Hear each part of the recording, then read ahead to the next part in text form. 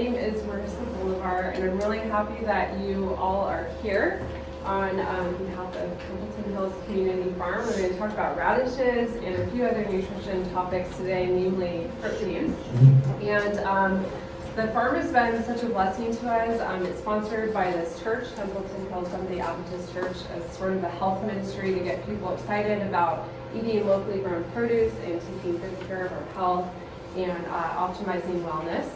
And if you haven't seen it yet, I encourage you to head up there after the class. It's really beautiful. We have so much good produce as we kind of make our way into spring now. And Matt has graciously brought down a lot of produce ready to take home with you. So if you don't want to go up there and see it, you're welcome to collect some before you leave today. And of course our farm is sustained by Matt and Sabrina DC, as well as a wonderful team of volunteers and donations that help keep alive and going. So my background is as a registered dietitian and nutritionist. I specialize in oncology, and as is true with cancer nutrition and any disease, or better, the prevention of disease, nutrition is something that I love and am personally passionate about because it's a tool. It's a tool to optimize your life. And with health and wellness, we have a better quality of life. And so I'd love to help people learn more about nutrition so that you can strengthen that tool set in the comfort of your own kitchen. My husband's doing the slides back there. You see me pointing. There we go. So Michael Pollan is one of my favorite food and nutrition researchers and authors. He wrote books like Omnivore's Dilemma and Eater's Manifesto. And he once said, is there any practice less selfish, any time less wasted than preparing something nourishing and delicious for the people that you love? And I wholeheartedly believe that. And eat deliberately with other people whenever possible and always with pleasure. Has a very well-rounded viewpoint on food, especially in the comfort of your own kitchen. Because of course food is more than just nutrition, right? It's how we celebrate and connect and come together. And so taste certainly becomes important also. And hopefully I'll give you a few ideas about how to throw radishes together in a palatable and easy, fun way, because this is about late night cooking. It's not some fancy feast that you're preparing for a dinner party. It's about how to feed your family and yourself.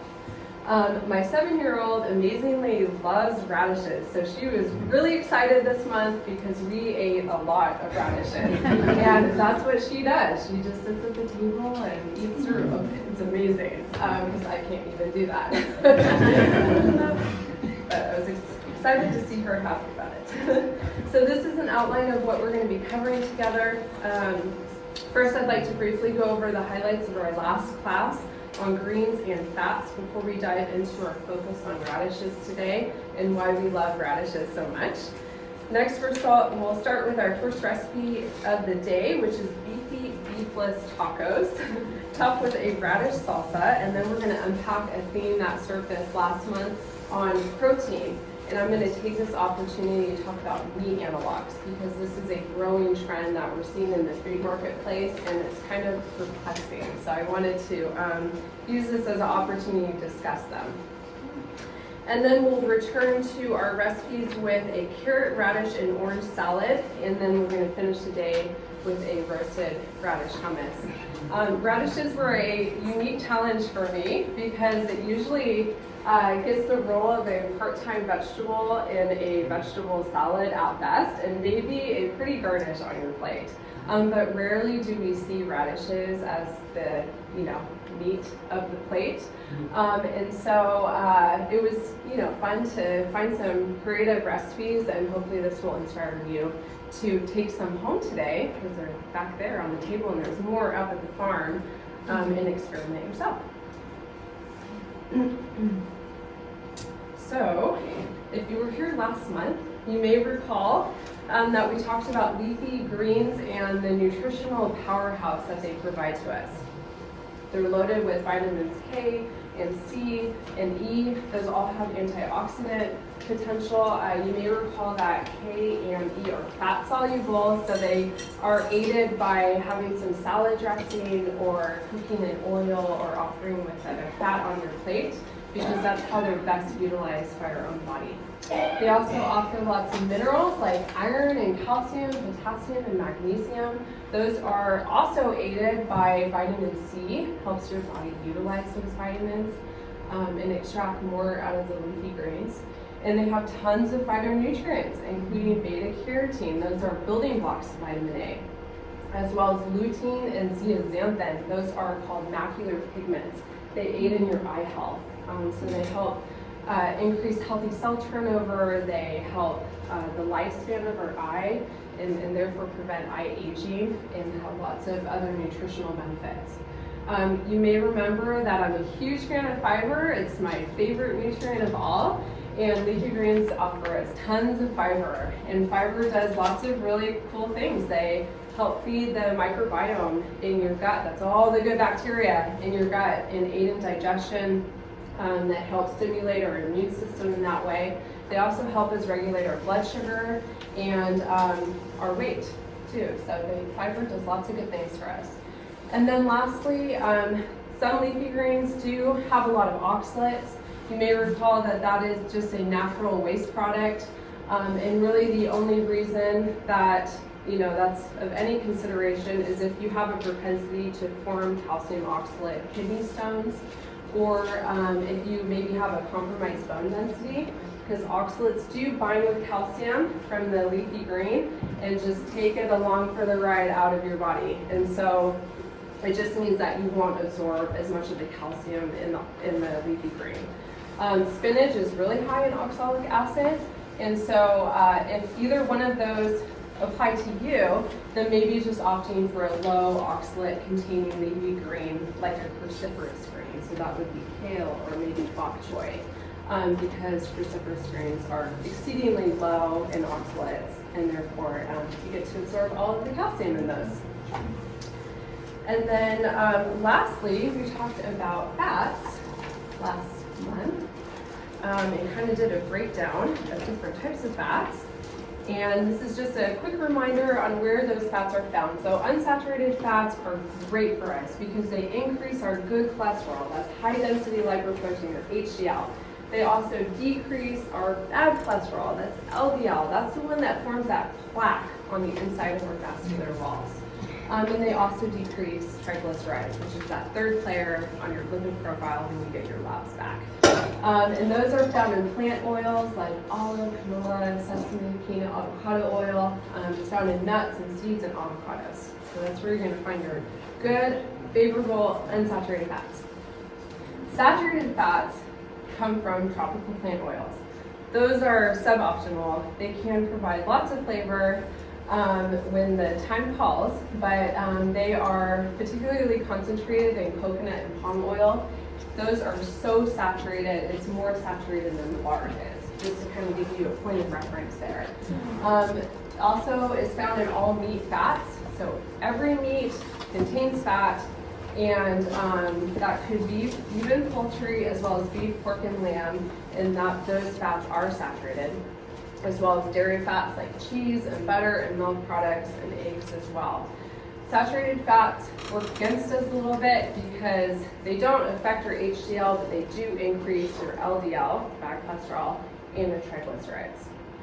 And then lastly, trans fats. And I don't usually refer to foods as ugly, but if I could pick one ugly food on the face of the planet, I would point my finger at trans fats, because that is your double-edged sword. Not only do they increase LDL and triglycerides, but they decrease your HDL. So they really work against us. They're also really hard to metabolize and break down and get rid of. And they have other health impacts. They increase systemic inflammation. It's a known carcinogen. So whatever we can do to decrease our trans fats is certainly in our favor. Those come naturally occurring in all meat and animal products.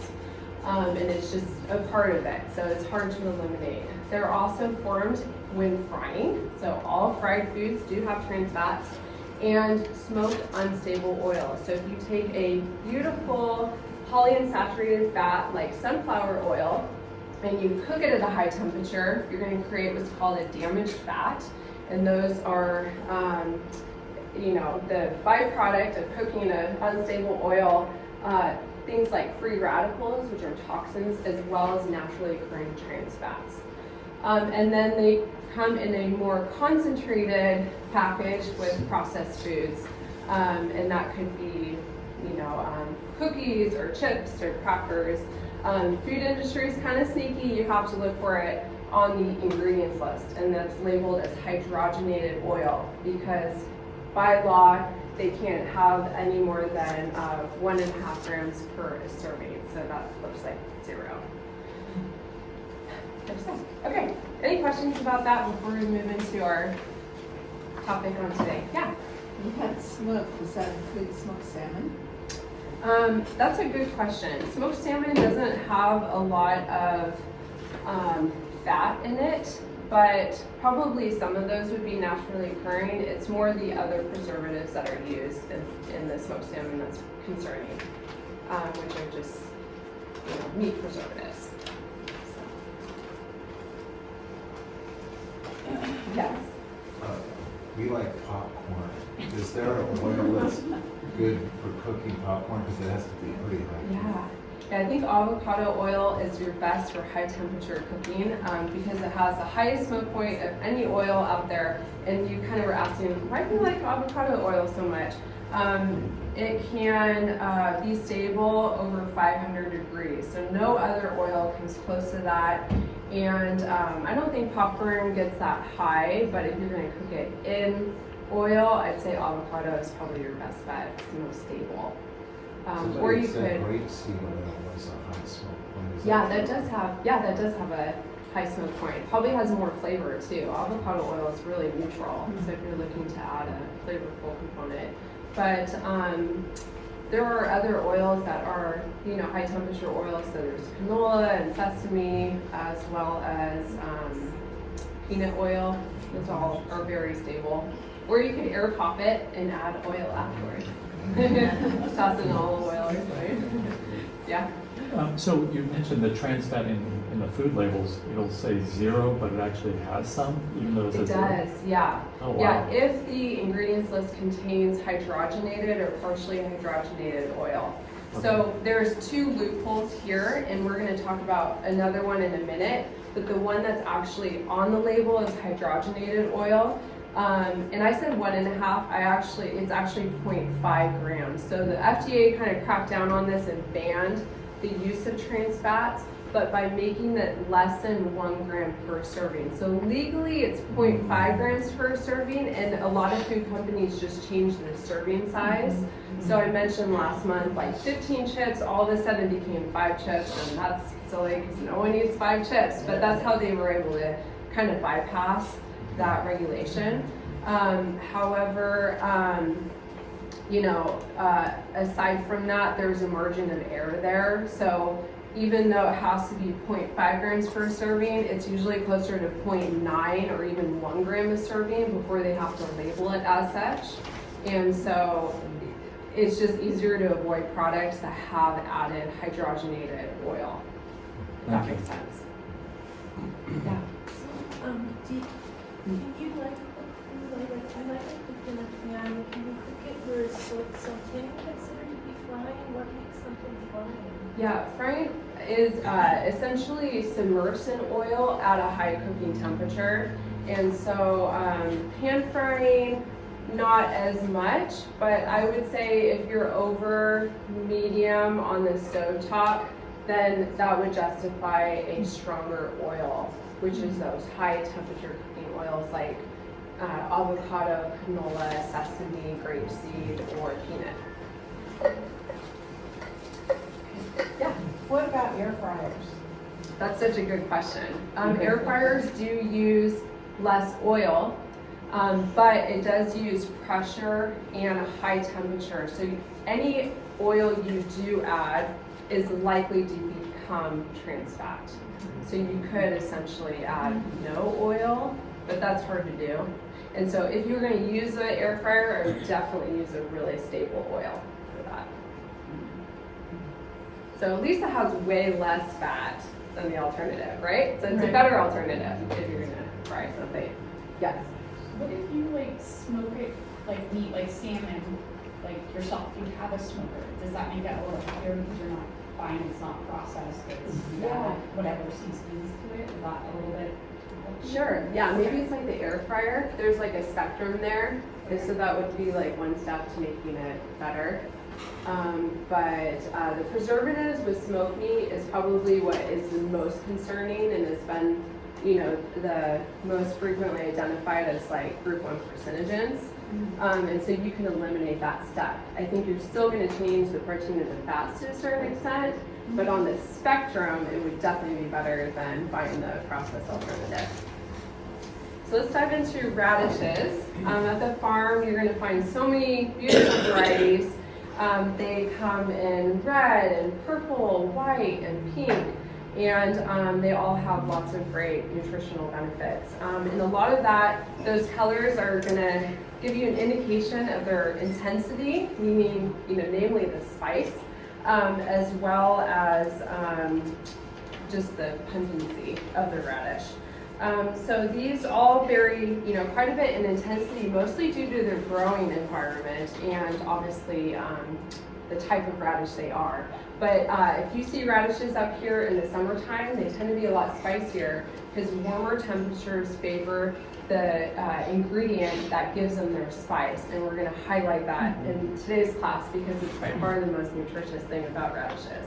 Black radishes tend to be the spiciest, so if you're not a fan of spice, I probably wouldn't reach for the black radishes in there. White tend to be the most mild, and so that gives you a little bit of an indication. And typically we feature the root of the vegetable in our cuisine, but you can also utilize the green tops on the radishes. You can throw them in a soup or saute them just like you do other leafy greens, and it can make a great pesto too. So if you are the one harvesting them up there, feel free to be experimental with the greens as well. So radishes are about 95% water. They're almost entirely water. Anytime we see a really high water content vegetable, we can assume it has tons of fiber in it.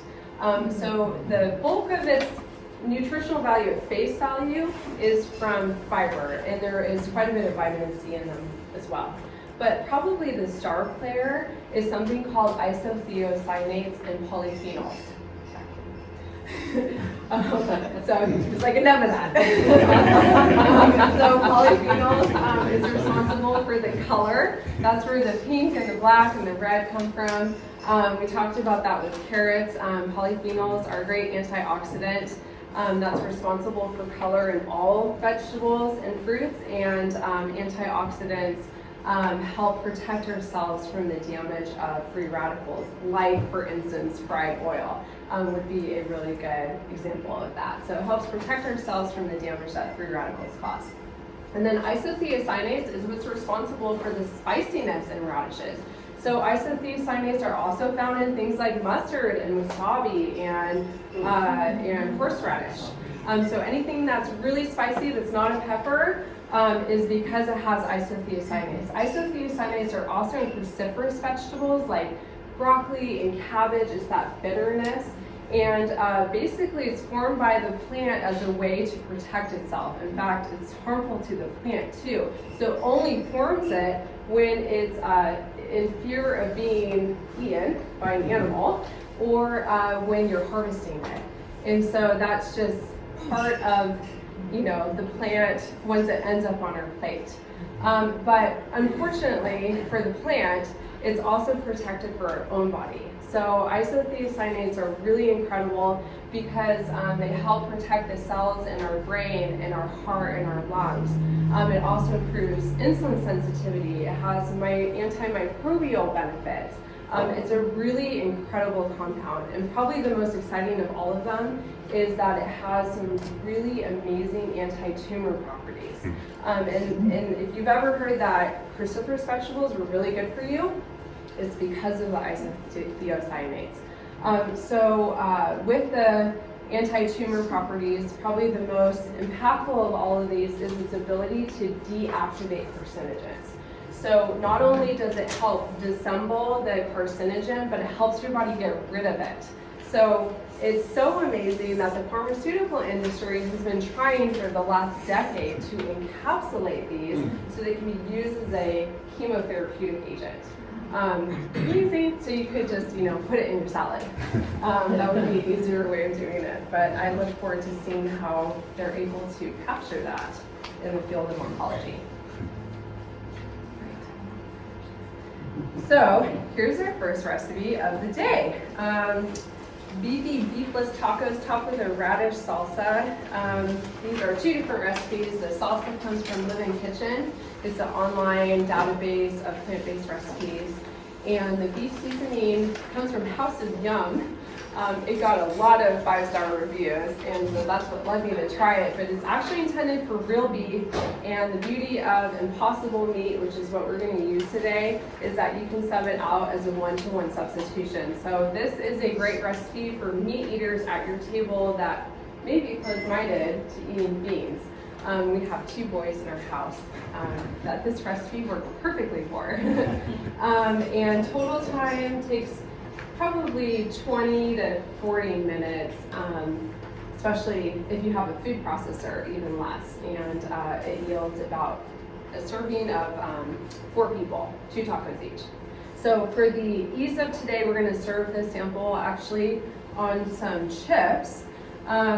And I wanted to highlight this brand because these chips are made with avocado oil, which is really hard to find actually. The chip's not hard to find, but chips made in avocado oil is really hard to find. So there are no naturally occurring trans fats in this product because a lot of chips are the corn and the salt, of course, with a sunflower oil or safflower oil, which is a really unstable oil. So that even though there was no added hydrogenated fat, there's naturally occurring hydrogenated fat. So these are corn-free if anyone happens to have a corn sensitivity, but I love that they use avocado oil. What brand are they? Siete. Okay. Yeah, and they have like a few different flavors. If you don't use corn, are they gluten-free? They are gluten-free. It's cassava, which is yuca. Yeah, cassava is kind of making its way into the American marketplace, but that's usually, a South American root vegetable. I'm a huge fan of yuca. I wish we had more of it here. Yeah. Can you speak a moment about tacos? Yeah. Because you're serving them on chips, so you're not. Yeah. So at home, What is the preference your preference in tacos? Yeah. Well, I think a tortilla would be probably the most functional at your table. I just knew it would be kind of messy, to serve it to a crowd. But a corn tortilla or whole wheat tortilla might be a good substitution at home. Am I answering your question? Perfect. And so we're going to use this opportunity as a segue into our discussion on protein. Which also presents a great opportunity to discuss meat analogs. Meat analogs are basically plant-based proteins that have the same quality, meaning the texture and maybe the taste or other visual aspects that resemble real meat. So that's what a meat analog means. And a lot of these add novel ingredients like lake hemoglobin, and I'm going to tell you what that is so that you are a fully informed consumer. And the reason that I bring this up in the class, because there's lots of good plant-based tacos like lentils and black beans, other things that you can use as fillers, but I want you guys to try it because I want you to know about it. It's an emerging trend in the food industry, and I think it warrants our attention and our awareness and our education about it. So that you can be the judge. And the reason that these are emerging so quickly is there's a lot of people who love meat, but maybe they're worried about the health effects. Their doctor told them they needed to cut down on saturated fat or cholesterol, or there's an environmental component there as well. And so that's probably the 2 main populations that are marketed towards from the meat analog industry. As far as the salsa, you'll find that this salsa does not feature tomatoes, and it's really unique in that way, and it's a great way to not only increase the flavor and the aesthetic complement to your food, but it's also a great way to purpose all those beautiful radishes up there. So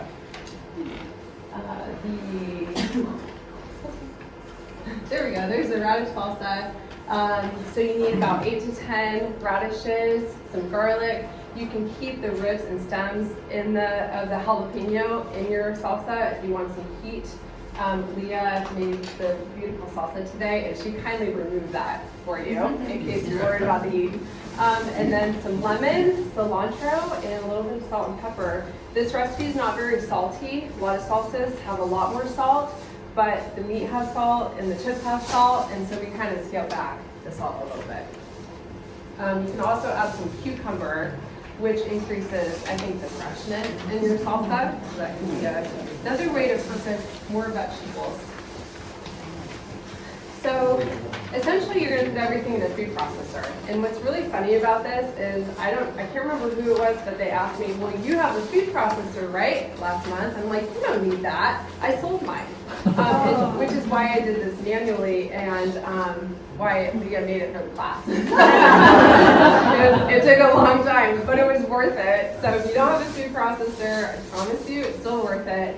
But after you prepare it, you're gonna allow it to take a nap for 20 minutes or so. That allows all the flavors to develop. And so while you do that, you can cook your filling.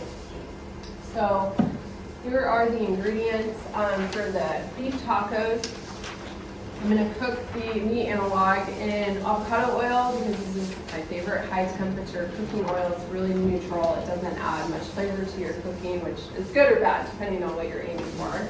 You need a pound of Impossible Burger. Unfortunately, Impossible Burger doesn't come in a pound. It comes in 12-ounce packages like this. So I used 1.5, which worked out great for me because we did a double batch today. But just so you know, in the store, if you want to duplicate this recipe, you would need 1.5 packages. And the beauty of Impossible meat is that you can sub it out perfectly as a 1-to-1 substitution in your recipe. So that's why it works really well for meat eaters. You need some chili, salt, cumin, oregano, garlic powder, onion powder, and tomato sauce. The tomato sauce is not necessary, but it gives some moisture to the product. And if you are lacking any of these ingredients in your kitchen, it's okay, because it'll still taste pretty good. So don't feel like you have to go out into the store and buy onion powder or something like that if you don't have it.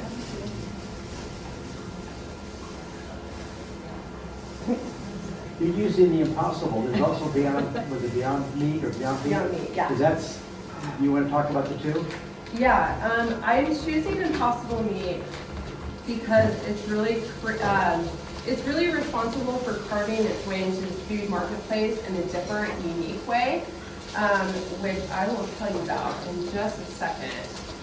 And that's why it's probably my favorite. It's probably the most innovative. So I'm going to have Leah cook this for you so that you can experience the science behind it cooking, because part of that science has to do with how it cooks. It is starting out red, just like ground beef, right? And it becomes brown. That right there is a feat of science, in my opinion. It also gives off a lot of smells that emulate real meat. That also is a feat of science because this is soy protein. So, yeah. Can you talk about the leg hemoglobin? That's where I'm going next, actually. Thank you. So, meat analogs have been around for a long time. And so we have this perception of what they mean now, but it started almost 150 years ago with something called Protos, and that was developed by Dr. John Kellogg. And you know that name probably from the Kellogg cereal. And he was a physician. He was also a health food pioneer, and he was a huge believer in plant-based nutrition. And he is one of the reasons that we have dry breakfast food cereals today. Although he would probably be embarrassed that there's so much sugar added to his Kellogg cereal. I don't think he would be a fan of that part. But he had American hospitals, and he was really adamant about feeding his patients plant-based nutrition. So Protos was made up of peanuts and wheat gluten at that time. Certainly doesn't look like this. But these products weren't popularized until a lot later with things like Boca Burger. My mom loved Boca Burger for some reason. I was not a fan, but I'd say they've come a long way. And so Impossible Meat is created by a food called Impossible Foods. And Impossible Foods have maybe not done the impossible, but certainly the unlikely, which was be such a strong competitor for the meat industry, because people wanted something that cooked like meat and tasted like meat. They wanted to smell meat cooking. They wanted to feel like they were eating meat. So all of these things they were able to emulate really beautifully. And they felt like the reason they could do that is because of something called leg hemoglobin. So they felt like the reason that meat is like this, and has the same quality, is from something called heme. And in heme is iron, and you find it in the blood of animals, right? Hemoglobin. It's also in our muscle, it's called myoglobin. But this class of proteins, called globins, can not just be found in the animal kingdom, it can also be found in plants. In fact, soy root has something called leg hemoglobin. And the iron in the heme is responsible for that like vague metallic taste and quality that meat gives us. And so they felt like this was an essential ingredient to capture. Well, Impossible Foods' primary objective is to diminish the environmental impact of meat. Because when you think about it environmentally, livestock is very expensive on the environment, right? Livestock needs a lot of land. It needs a lot of water. In fact, every cow drinks like 11,000 gallons per year per cow. And they need a lot of food. They also are responsible for about 10% of worldwide methane gas emissions, greenhouse gas emissions. So their primary objective was to decrease the environmental impact of meat. And with that, when they figured out they could extract leg hemoglobin and come up with the same quality as meat. Are you saying lay or Leg. Like leg? yeah, leg hemoglobin. And so with that, they figured out, well, we could get this out of soy, but 1 acre of planted soybeans only gives us 1 kilogram of leg hemoglobin. Well, that's not environmentally conscious. That still requires a lot of land and water and all these things. So how else can we create leg hemoglobin? Well, they were really creative. They have obviously a wonderful team of scientists working for them. And they figured out that they could take the gene that codes for that and put it inside a yeast. And then they could feed the yeast good nutrition like water and minerals and some sugar, and that yeast would create leg hemoglobin. And so now you're taking up a fraction of the environmental footprint by teaching a yeast or creating a yeast to create this product. It's pretty amazing feat of science. And then they had to figure out all these other things like how to give it the mouthfeel that meat does, which is from wheat gluten usually, and how to make it transition from a soft state into a solid state, and that was potatoes of all things. And a lot of these things have gotten less and less complicated, but every component drives its own sensory experience when it comes to meat analogs. So I think the $1 million question here, because I can like feel it from you guys, is this good for us? Like, is this okay to be eating? So at face value, here's your table right here. So let's just compare Impossible ground beef to the real deal. And I use the standard ground beef, which is 70% lean, 30% fat. So you can see it has 100 Impossible, what's that? Go for it, yep. And then here's your tomato sauce. Just off the bat, Impossible ground beef has 140 calories less per serving. That's a 4-ounce serving, so like the size of your palm, right? 19 grams less total fat. That's amazing. 7 grams less saturated fat. Supposedly no naturally occurring trans fat. So this is the second loophole that I kind of alluded to earlier. The second ingredient in Impossible meat is sunflower oil. So what happens with sunflower oil is very unstable polyunsaturated fatty acid. When you cook it at a high temperature, it becomes trans fat. So even though it has no naturally occurring trans fat like beef does, there is some there. And so you could probably say that's a wash. Is that good for you? No, but that's part of the product. Fat was a really important flavor vehicle in any meat analog. So it's just kind of part of the package. It doesn't have any cholesterol, because only meat products have cholesterol. It has a lot more sodium, 300 milligrams per serving, so that's notable. To play the other side, usually people add salt when they're cooking meat, so maybe that's a wash too. It does have 5 grams of fiber. That's just from the plant-based proteins that they're using come with a package of fiber. It has 3 grams more protein though, which is kind of curious, right? You would think that beef would offer superior protein. And then you'll see that it has a whole lot of micronutrients. I do want to highlight iron and B12 there. And that's just because it's a fortified product. So anything that's fortified has nutrition added to it.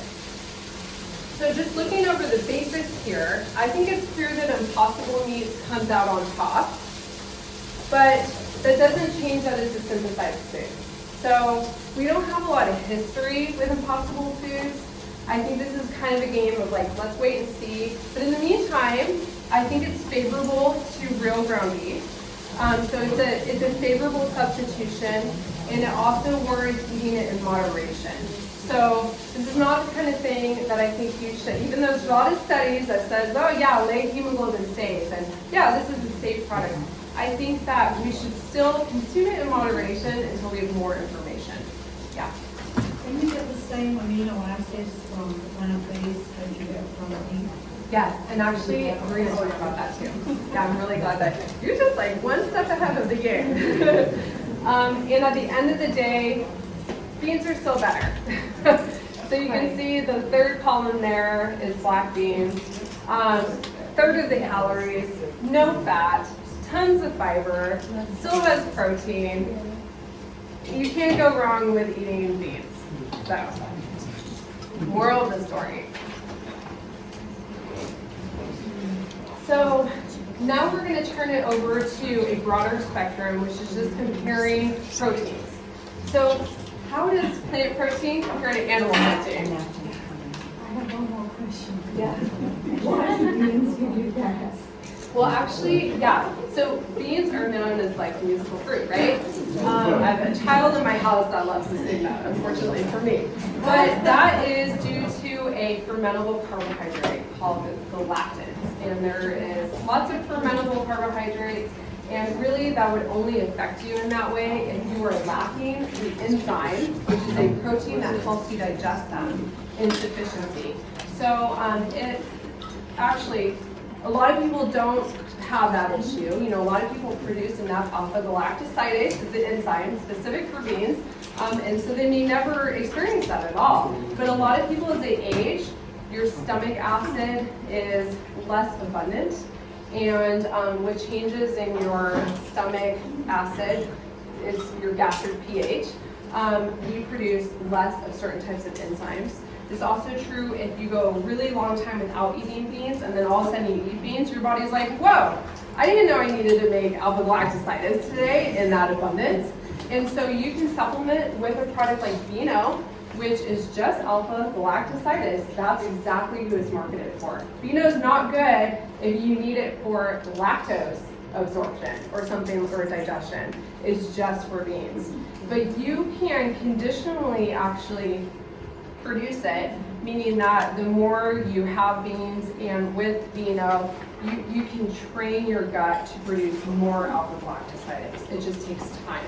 So if for some reason your gut's really stubborn and it doesn't want to make it, and you feel gassy and bloated every time you eat beans, then I would just take Beano. And that's a dose-dependent relationship. So, with more, discomfort, you take more alpha-galactosidase. But I would read the label and follow the ratio they're recommending. So going beyond the nutrition facts label and exploring some of the fundamental health effects of plant versus animal proteins, we're first going to address like the biggest question of all, which I think is, do plants provide enough protein for us? Is that even sufficient?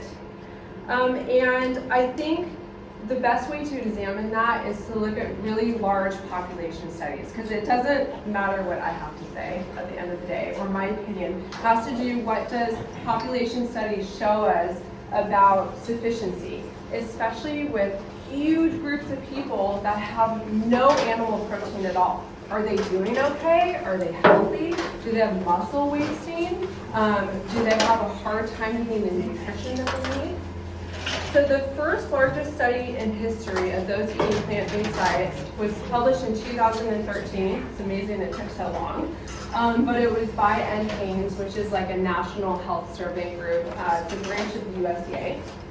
And they examined 30,000 non-vegetarians, so omnivores, meat eaters, in comparison to 20,000 vegetarians. And I'm sorry that this isn't more visible, but these, so on the far left is your non-vegetarian, and all the bars that follow that are different classes of vegetarianism. So there's like pesco-vegetarian and lacto-vegetarian, and then the far one on the right, which is white, is strict vegan. So you have like kind of a point of comparison. Now keep in mind that the average daily requirement for protein is 45 grams a day for women and about 56 grams a day for men. So that's this red dotted bar right there. So they took the very lowest, right, which was 45, and just showed you if this is what's required out of the 50,000 people that we looked at, this is where their protein was. And they weren't trying to eat protein. This wasn't like a protein-obsessed group. It was just a population study. So on average, vegetarians and vegans get 70% more protein than they need every day without actively trying to do that. Now, approximately 3% of these people were insufficient in protein, but that was true for the meat group too. And the majority of those people were on severely calorie and protein restricted diets. So they weren't getting enough of anything, right, including protein. Now, there was something, curiously, that was grossly lacking in all of the groups. In fact, 97% of these 50,000 people were grossly lacking in fiber. I would say the average consumption was about 15 grams a day. And we need about 25 to 35 grams of fiber a day to be like optimally healthy. So maybe the question is not where are you getting your protein, but where are you getting your fiber? And I find that really curious because fiber is inversely associated with the risk of diabetes, all types of cancer, cardiovascular disease, metabolic syndrome. All of these are related to not having enough fiber. So it's no wonder that the Dietary Guidelines of America are really concerned about us getting enough fiber, and it was listed as a problem nutrient for the last like 20 years. So another question, do plants provide all the other nutrients that I need? Now you can be a vegan and live on Oreos. I wouldn't recommend it, you may not feel great, but you can do it and say that you are a vegan. So assuming that you're eating a well-balanced diet, there are a few nutrients of consideration. One is B12. I do recommend supplementation if you are on a plant-based diet. We used to not need that. It's not synthesized by animals, but it is synthesized by microbial life, that's bacteria that live on animals, and that's why we need it if you are on a plant-based diet. Another consideration is vitamin D, but we all need vitamin D, even if you have a big meat-centered diet. So vitamin D needs to be a consideration for everybody. Is there a difference between vitamin D2 and vitamin D3? Yeah, that's such a good question. Vitamin D2 actually comes from plant sources like mushrooms. It is not as bioavailable. So vitamin D3 is by far superior. It comes from the sun. Your skin synthesizes it. But a lot of us wear sunscreen, and a lot of us in the wintertime cover up our skin, so it doesn't give your skin as much time to synthesize the amount that we need. Maybe it's less of an issue if you're volunteering up at the farm or in the summertime. So I would recommend a D3 supplement, and for most people, probably 1,000 to 2,000 IUs a day is appropriate. Even though the RDA is lower than that, we're finding that that is not sufficient for us. And then the last nutrient of concern is iodine. And iodine is kind of curious because people are like, iodine? What's that? I don't hear about that. But actually the majority of our iodine intake in the United States is from cow's milk. And that's not because cows somehow magically synthesize iodine. It comes from iodine containing disinfectants that are used to clean the udders of the milk. The milking equipment. Tasty. And also there's some supplements that are fed to cattle and it ends up in the milk. So it's from that as well. But if you don't drink milk, you don't have dairy in your diet, then that is a consideration. The best source is like nori sheets and seaweed. I'm not a huge fan of those personally, so maybe thinking about something in a supplement or another source may be a good consideration. Iodized salt is kind of a deal. Yes, it is. Yeah. So they did that because of a deficiency in the public, and they were trying to increase public intake. And that was due to the prevalence of iodine deficiency, hypothyroidism. So you could have iodized salt. We kind of actually migrated away from that in cooking. A lot of people don't have iodized salt in their kitchen anymore. It's like rock salt and things like that. But that could be a source. I mean, pay to tell people to eat more salt. Right. But that it's is not a source. routinely put in commercially available salt anymore. Yeah. Yeah. And just, I guess it depends on the product, right? Yeah. Would the Himalayan or pink salt have a product for? It is not fortified with iodine. Yeah, they just did that as a public health measure. So more like routine, big brand salt added iodine because they were worried about the American public not getting enough iodine. Is it still an issue that we don't get enough iodine? Probably. Yeah, it's just not routinely measured. The only thing that's routinely measured now is vitamin D because it became such a public health crisis. And vitamin D is kind of curious. It's like a steroidal hormone. It's more of a hormone actually than it is even a vitamin. And so we find that it's connected to everything. Has all kinds of roles that we didn't even know about. And so that's why I would say most docs are incorporating it as a routine measure. But there's a lot of things that are not, that probably should be addressed, because even eating a well-balanced diet, it's hard to know if we're getting enough of some of these things. It's a unique challenge. So the last one is iron. However, from all these great population studies, we're starting to find that iron deficiency anemia, I should say, is just as common for meat-containing diets as it is for plant-based diets. So it's not like if you're vegetarian, you have a higher risk of iron deficiency anemia. It's all about the same. So we no longer consider that a nutrient of concern. Not quite yet. And then finally, other $1 million question, does it taste good enough for me? And this is a notable concern. There's a lot of people that are worried that plant-based diet isn't great. It's not something that's going to be satisfying to everybody at the table. And that is really important. I want everyone to walk away from the table feeling satisfied that they had a good meal together. And so I think that this is a unique challenge, and maybe it takes a while to transition. There's a reason they asked me to teach these classes, and it's because when I transitioned to a plant-based diet, I bought like 20 cookbooks. I didn't even know where to start. It wasn't convenient for me. And so I had to really push myself to figure out how to make well-balanced, hearty, and satisfying meals with plant-based products. But it can be done because everyone in my house, I think, is happy.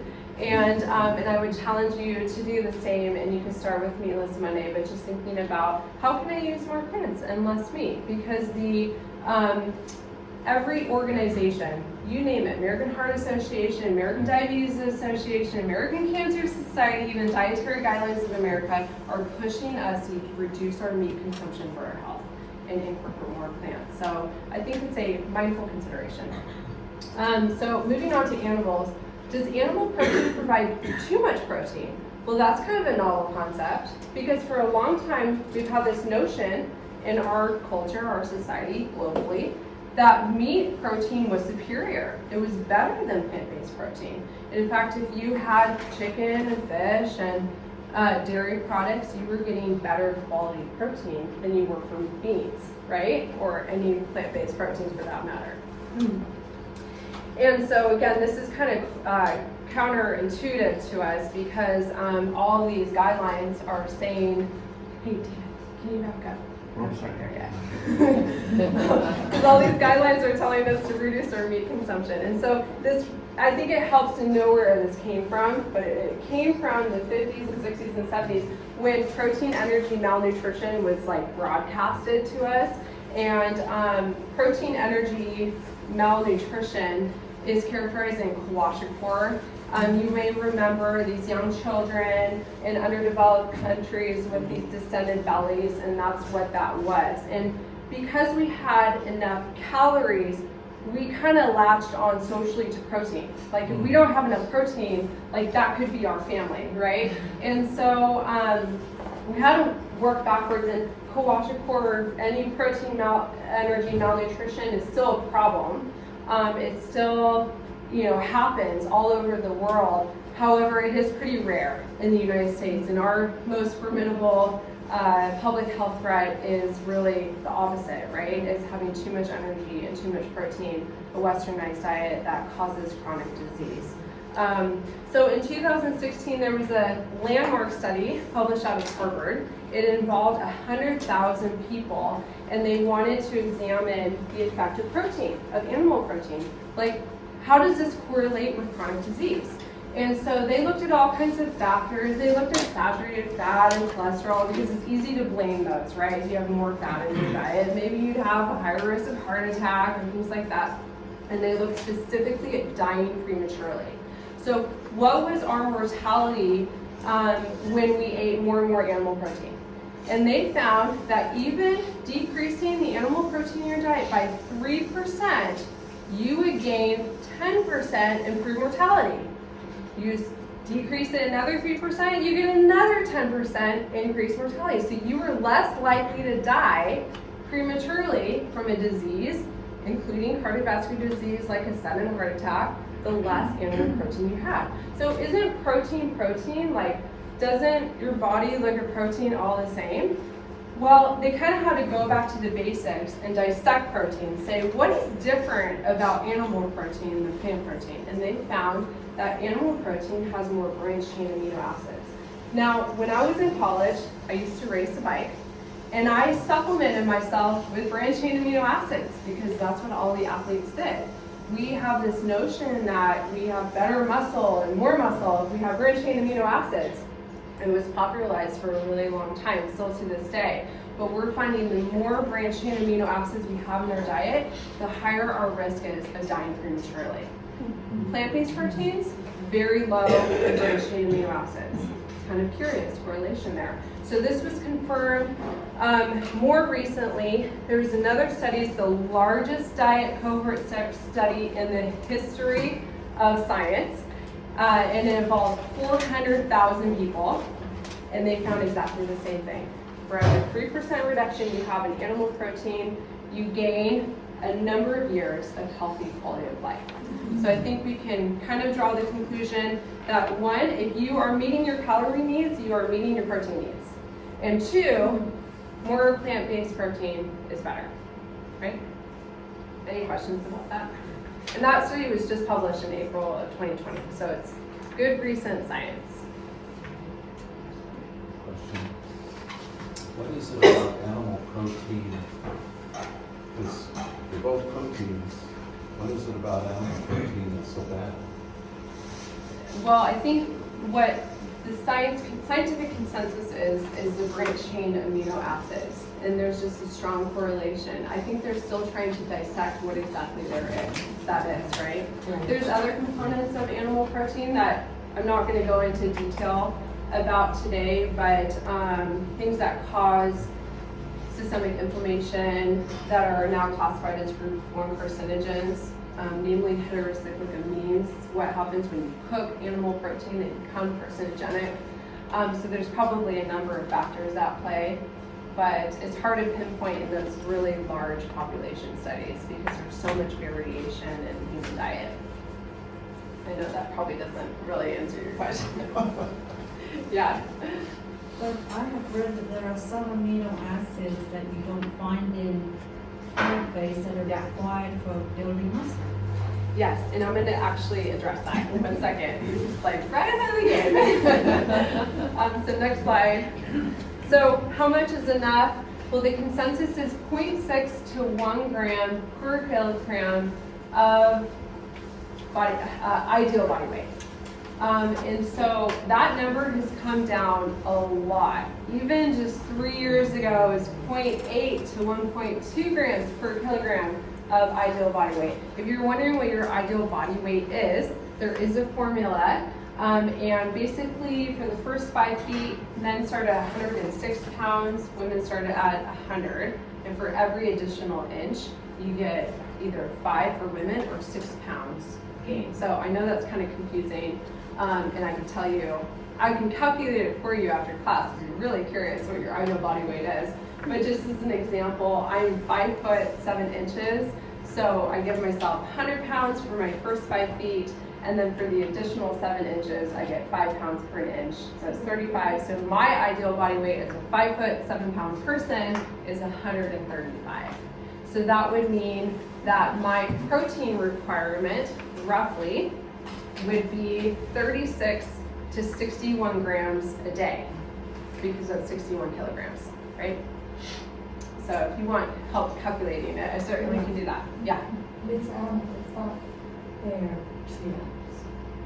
Yeah, and that's a whole different topic, and you know, certainly one of the aims, in fact, I have a dear friend of mine who's not here today, so I won't even like point my finger at her, but she is an animal rights activist, and that is the reason she is a strict vegan, which I really commend her, because you have to fiercely believe in something to do that routinely, but there's, yeah, that's certainly another facet.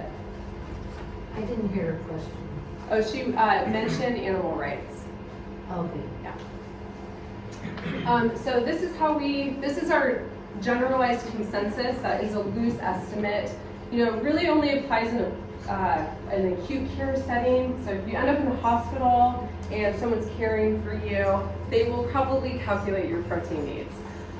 But most people see this number and they're like 45 to 56 grams a day, because that's the average requirement for men and women. That sounds like a lot of protein, but it adds up pretty quickly when you're like eating over the course of the day. So in general, if you're meeting your calorie needs, then you are inherently meeting your protein needs, because all food has a little bit of protein in it. These estimates have come down a lot over 50 years.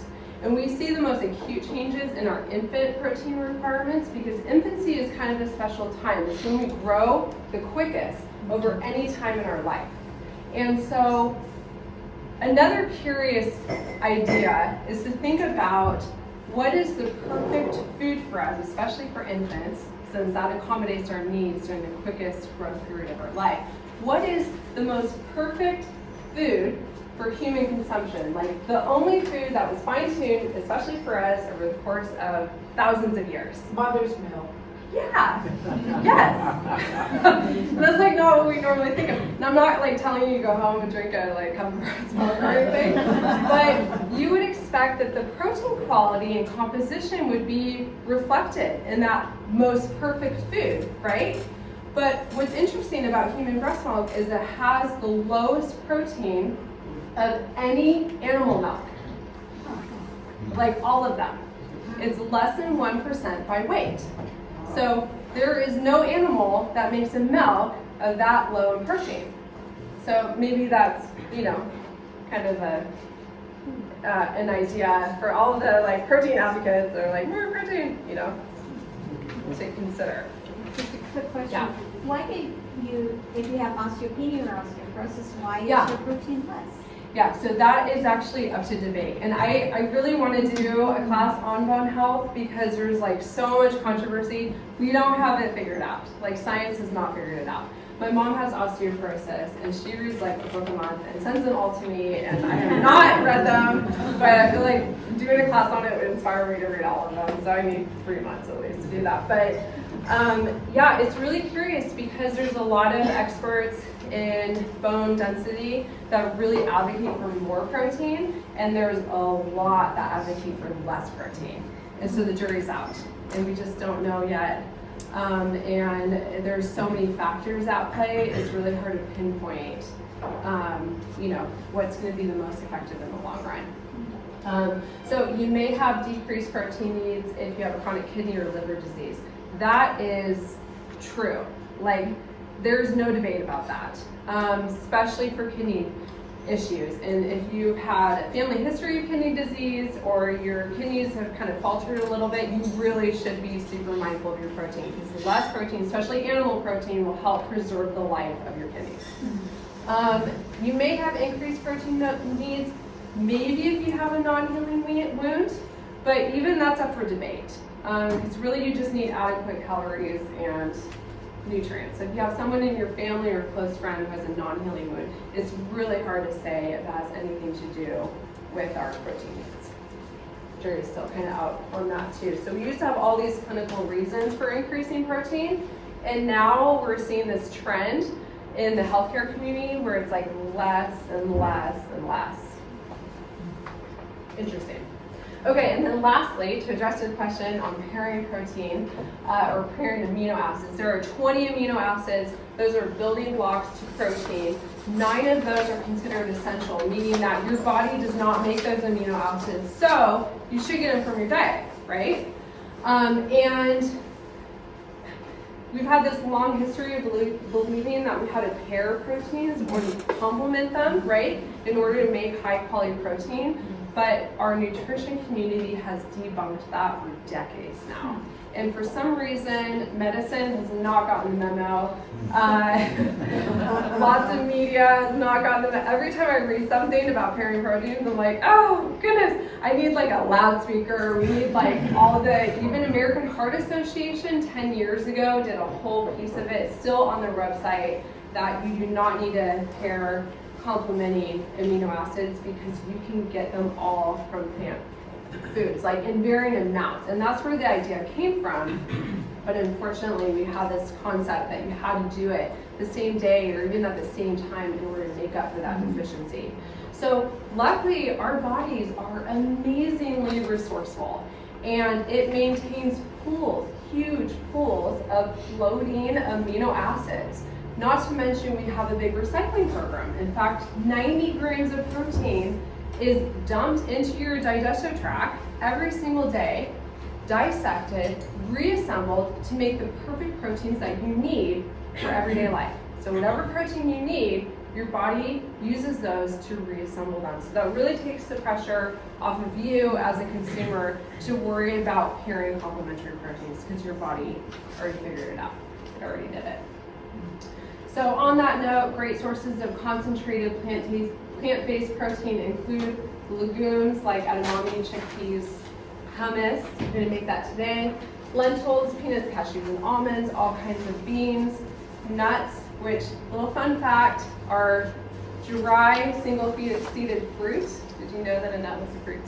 Anyway, you can stump your kids or your friends.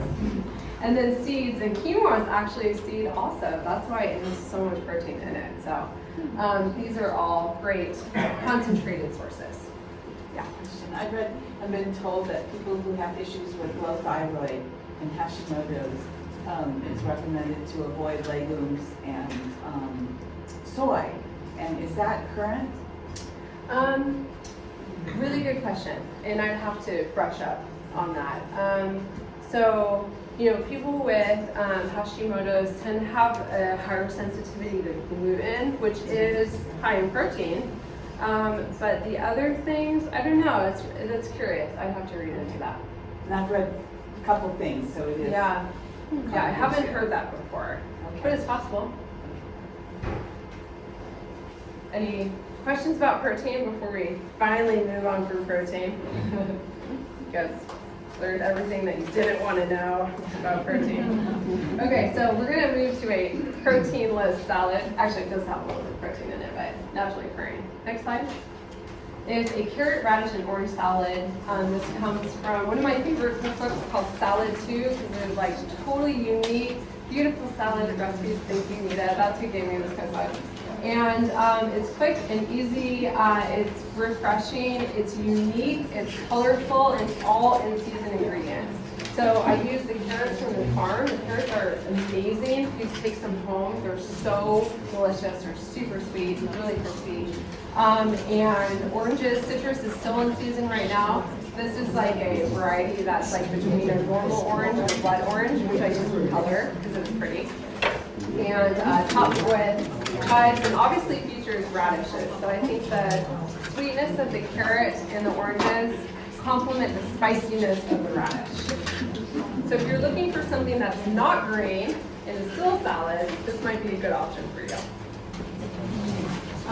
The ingredients are oranges, carrots, radishes, a little bit of chives to top it. Go back.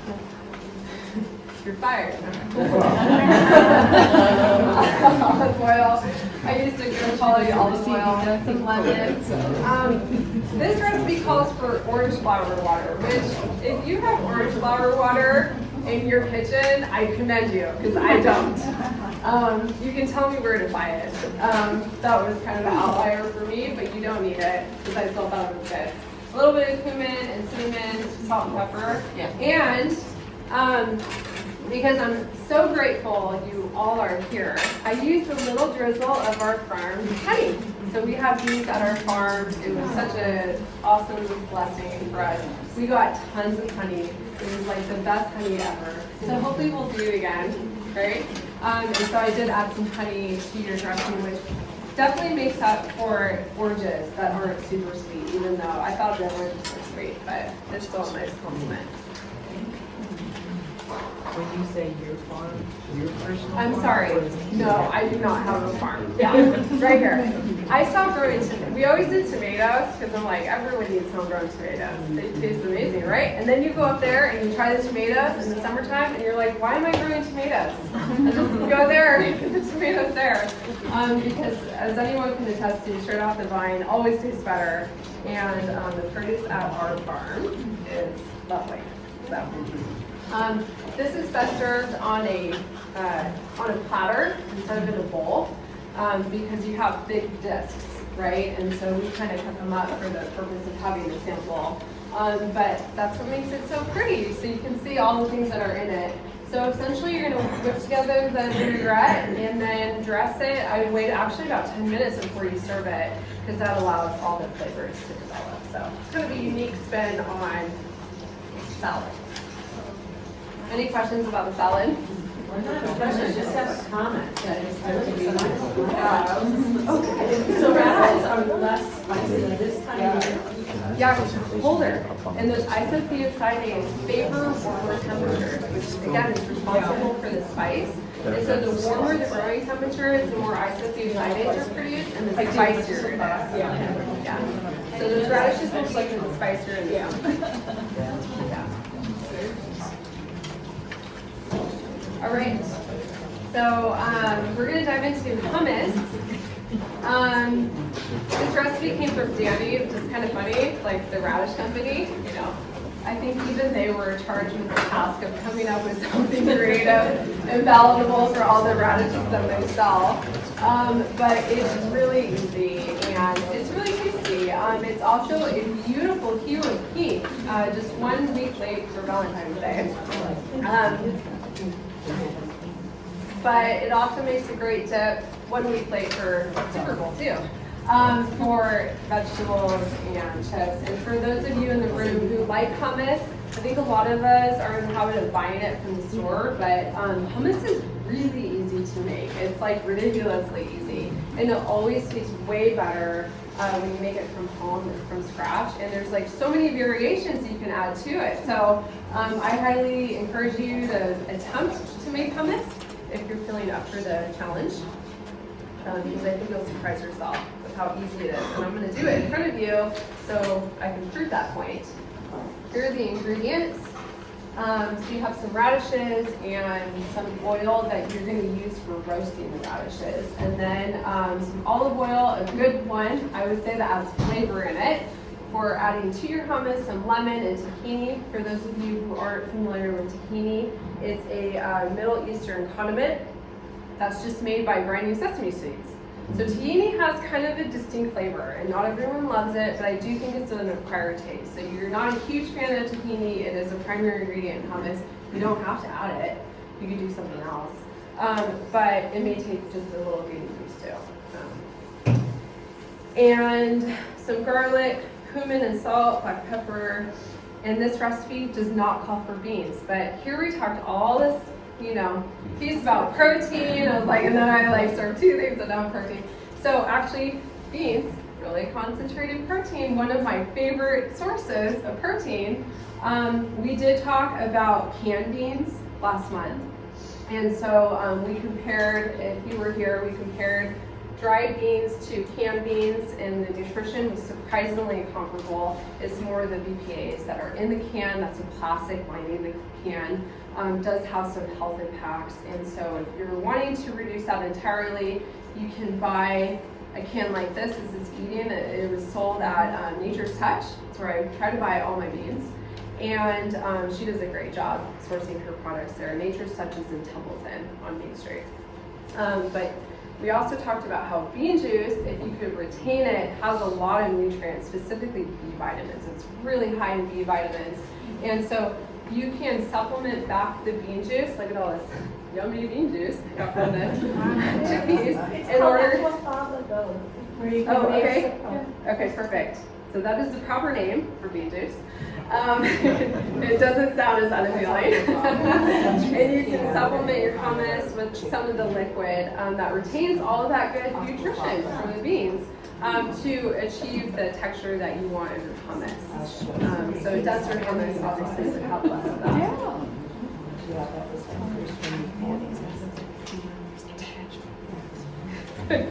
Sorry. So first you're gonna roast your radishes. You can't. Well, I guess you can try to use fresh radishes in a hummus, but I don't know if that would puree beautifully. So I would recommend roasting them to soften them. And it's so funny because if you've ever made roasted radishes, they look beautiful. They look like roasted potatoes. And everyone in my kitchen that walks by the oven is like, ooh, can I try it? And then you give them one and they're like, what is that? It's not a potato. Because they're totally flavorless. And I think, unfortunately, you could stop at this point and experiment with how to flavor roasted radishes, but they are a blank canvas. And so you almost have to oversalt them and maybe add shallots. I tried a lot of recipes, and I was routinely a little disappointed with roasted radishes, but hummus is a great vehicle for that. So if you can't purpose these, you can put them in the blender when they're done cooking. The recipe says probably 25 to 35 minutes, but that kind of depends on the heat of your oven. So add all those beautiful radishes. They shrink down because they lose water, right, when they're cooking. And then you're gonna add everything else. So here is the tahini and the garlic and the lemon juice. I figured you guys didn't want to watch me do all of those things, so. And then you have some dry ingredients, namely a little bit of salt and cumin and some pepper. It takes probably 2 minutes to put together. And then, if you're me and you love garbanzo beans, you can add some. Otherwise, you can leave them out and you're gonna have pink hummus. So, you don't need them. But it does make a creamier texture too. It kind of increases the density of it. So if I were to blend this right now, it's gonna be pretty dry. In fact, I don't think it's gonna give you a great puree, and that's where your aquafaba, right? Your aquafaba comes into play. And so I would say I don't know, maybe that much, but I'm gonna hand that off so that you don't have to listen to it blending. and they're gonna pass out some samples. Is Some carrot sticks. your bean juice from soaking actual beans, or You is that could, is that yeah, the same you- as what's in the can? Yeah, you could retain it. You get a lot of things in soak-dried beans, so I would say that's less favorable to canned beans. So this is where it's more concentrated. You do have to rinse off your beans after they soak. I thought that was mostly brine that they use. It's water and all the water-soluble nutrients that are in beans. They reach into the fluid, and probably a little bit of salt, right? And most canned beans especially, these are really low in salt, 50 milligrams for a half a cup serving, which is considered salt restricted.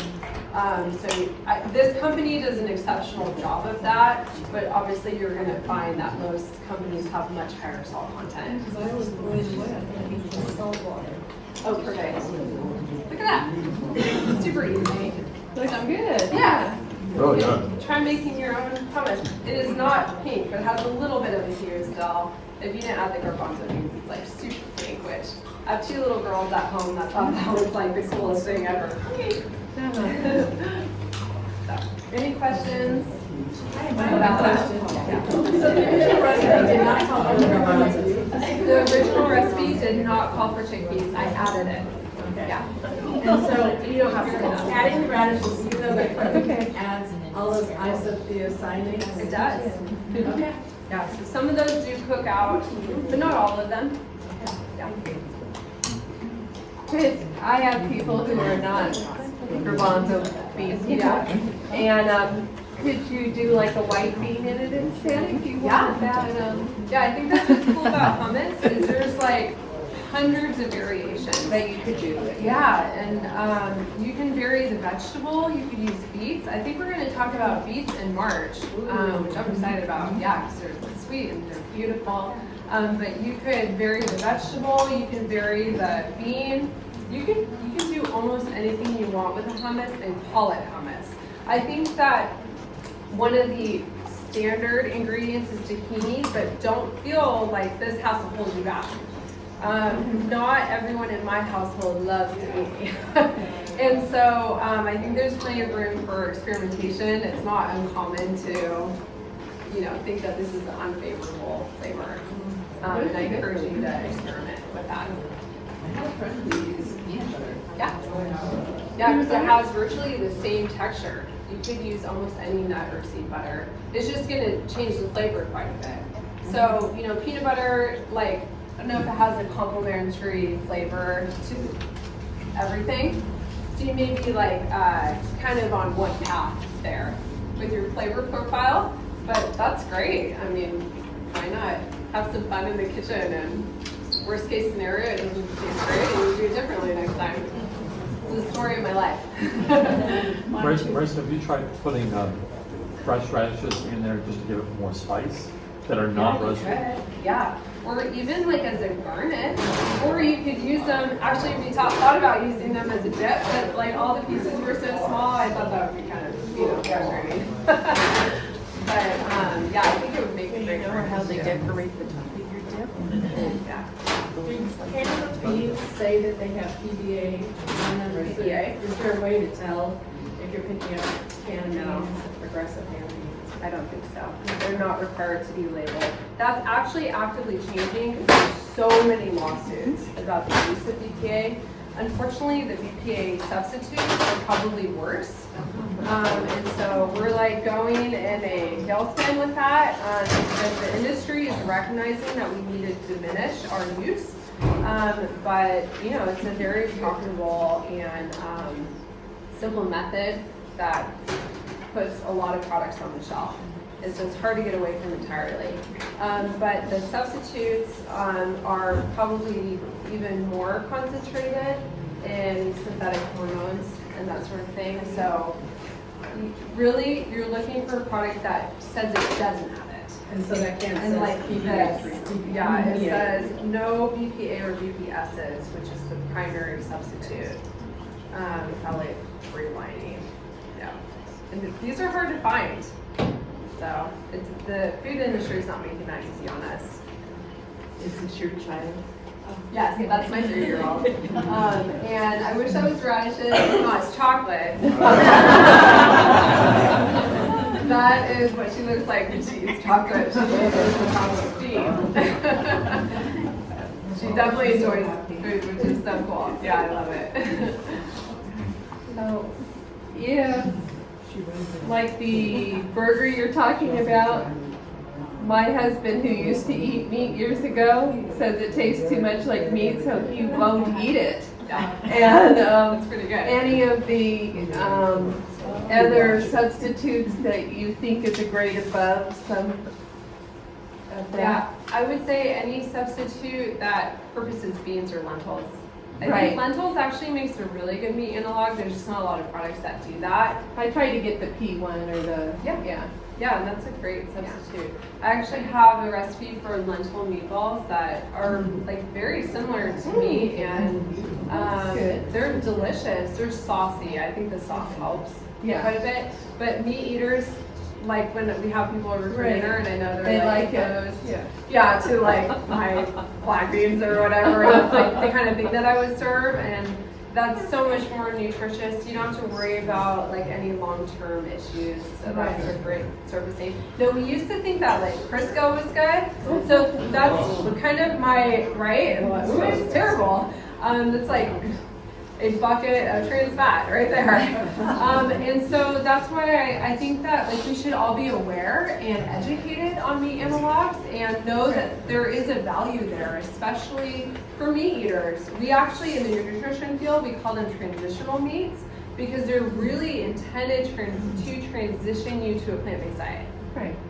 But, you know, we also should be skeptics and just know that it's possible in 10 years we find out that leg hemoglobin isn't all that great. So Impossible Foods actually did voluntarily adopt what's called a generally recognized as safe notification, and it did that when it first came out with Impossible Burger. And that's not mandatory. It is regulated by the FDA, and it's kind of like saying, hey you guys, we're really transparent, we believe in our product, it's safe. And look at the studies that we did. And so the first question that raises is, should the federal government be the one doing the studies? Because like they're not biased, right? Or should it be the company that's funding and doing those things? So that's actually the first question. And I'd like to say, yeah, give the government control over that. But things that go through the FDA take really long amounts of time. And then they have to like analyze the data for the next 10 years before they can say that this is safe or not favorable. And so it's like a time intensive process, whereas the company, Impossible Foods, was like, look, we did it and now it's on the food marketplace. So unfortunately, the FDA denied their GRAS notification, which was like a disaster to Impossible Foods, because they did it to be like forthcoming and say, look, we're being transparent, we believe this product is safe based on all the studies that we've done on our own accord. However, the FDA wasn't worried about leg hemoglobin. It was worried about the 40 other proteins that modified yeast created. And so none of them are considered dangerous, or I like wouldn't be feeding you guys that. And it's everywhere on the food marketplace. It was just kind of like an act of transparency. And that's because we don't know yet long term. Like, yes, they look like all these other proteins that we have in our food, but this is a novel concept, and they say it's a bite into the future, because accommodating 9 billion people, that's expanding on a planet that's going to stay the same size with no more livestock, no more fertilizers, no more water, no more herbicides, like all these things we do to manage our food supply. I mean, they're saying like we're going to have to hack the food supply because we can't keep up at this rate. So it's really uplifting, isn't it? But I think we just have to be educated. We have to be skeptic. And know that something could come back at some point, but as of now, it is a safe product. So, yeah. I may have drifted and missed it, but you were going to go back to Beyond Burger and Impossible. I know there's more fat in Beyond, but what else would you say is the greater breakthrough of Impossible? Did I miss that? I mean, the greatest breakthrough is the novel ingredient, which is the leg hemoglobin. And a lot of companies are starting to adopt that use just because it better emulates meat. Yeah. So it appeals more effectively to meat eaters and environmentalists, which is their two main markets. But Beyond Meat feels to meat eaters really well. It does, So I'm saying, yeah. what's wrong, what's the difference there? I know it's got more fat. Yeah, I don't know. I'm assuming that they use the same novel ingredient, but I would Oh, I have to see. look into that. Yeah, it's a good question. Yeah. And unfortunately, a lot of these products do have a lot of fat because that's what tastes good, right? I mean, that's like such an important vehicle for flavor.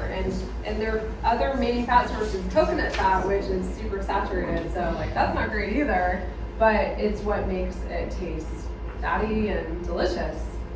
Yeah. So, yeah. It was about GMO, when you're talking about how they make them Yeah. with the yeast and stuff, do you think they do a lot of GMOs or meatless?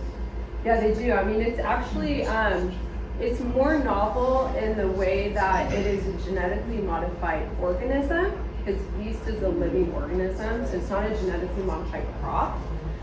In general, I'm not a huge fan of genetically modified crops because they have changed the way our body sees food. In fact, we are seeing so many more allergies and food sensitivities this day, and I think part of that is to blame for like how much we've changed crops. But like everything has changed. The way we harvest has changed. The way that we store food in large storage containers changed. I mean, that's why like this is totally different, right? You go to the farm, you pick it yourself, it's organic. I mean, it's great. You can't compete with that. The biggest problem with genetic modification is probably some of the chemicals they add to crops. So namely glyphosate, Roundup is now banned, but it's like retained in the soil, it's retained in the crop. That is a group 1 carcinogen through and through. It's retained all the way through processing. That is some gnarly stuff right there, the glyphosate. So the less we can lean on that, the better. This is just different because it's a genetically modified organism. So it doesn't carry the same health impact as something like a crop does, but it's producing 40 additional proteins in addition to leg hemoglobin. So hopefully that's okay. Even though it's safe enough for like our food marketplace, I don't know how much that means. I think it's still favorable though to real beef. So there's like huge spectrums here, right? Beans, way better, safe, good. Eat more beans.